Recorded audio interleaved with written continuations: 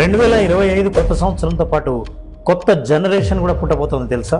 వీళ్ళని జన్ బీటాగా పిలుస్తారు. 2039 వరకు వీళ్ళని అలాగే పిలుస్తారు.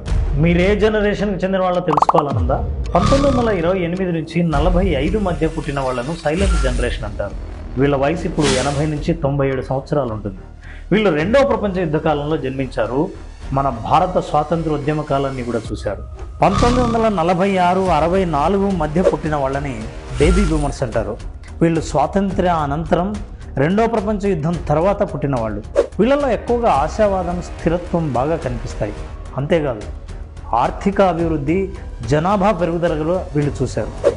వీళ్ళ వయసు ఇప్పుడు దాదాపు 60 ఏళ్ల నుంచి 78 ఏళ్ల దాకా ఉంటుంది. 1965 నుంచి 80 మధ్య కాలంలో పుట్టిన వాళ్ళని జెన్ ఎక్స్ అంటారు. వీరి వయసు దాదాపు 44 ఏళ్ల నుంచి 59 ఏళ్ళు ఉండొచ్చు. అంటే వీరు ఇండిపెండెంట్గా ఉండడంతో పాటు వీళ్ళ జనరేషన్లో నిర్ణయాలు తీసుకోవడంలో కన్ఫ్యూజన్ కూడా ఎక్కువే.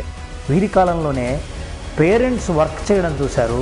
అంతేకాదు విడాకుల కేసులను కూడా ఎక్కువగానే చూశారు.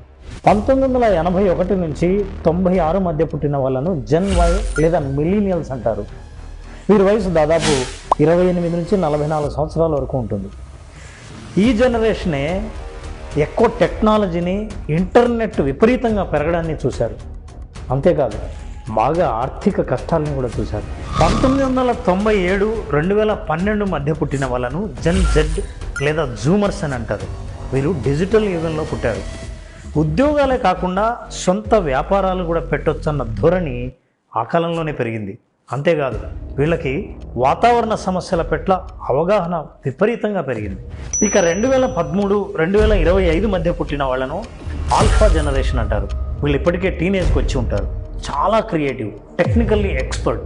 వీళ్ళపైన తల్లిదండ్రుల ప్రభావం విపరీతంగా ఉంటుంది. ఇక ఇప్పుడు ఈ 2025 సంవత్సరం నుంచి పుట్టబోయే వాళ్ళను బీటా జెన్ అంటారు లేదా జెన్ బీటా అంటారు. వీళ్ళని అర్థం చేసుకోవడం పెద్ద సవాలుగా మారుతుంది. ప్రతి విషయాన్ని వీళ్ళు ఆర్టిఫిషియల్ ఇంటెలిజెన్స్తోనూ, ఆటోమేషన్తోనూ ఆలోచిస్తారు. అసలు టెక్నాలజీ అంటే అర్థాన్నే మార్చివేస్తారు. వీరిపైన వాతావరణ కాలుష్య ప్రభావం కూడా ఎక్కువగా ఉండబోతోంది.